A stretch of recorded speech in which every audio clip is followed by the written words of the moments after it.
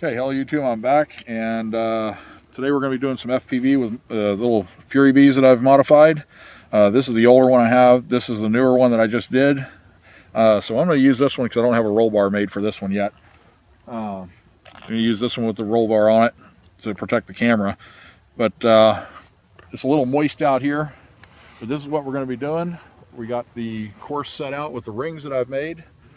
And I'm going to see if I can make it through these 19-inch rings, see how good this goes. This is as far as I've gotten with FPV because I don't have all the money for all that expensive equipment. We'll see what happens.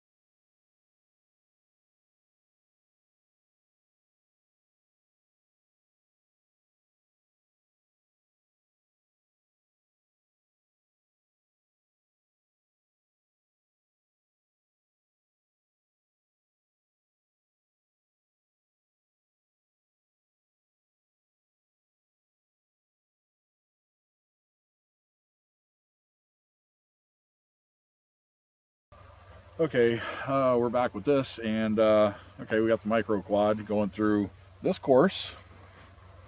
So go ahead and take a sweep of that. And it is harder than it looks.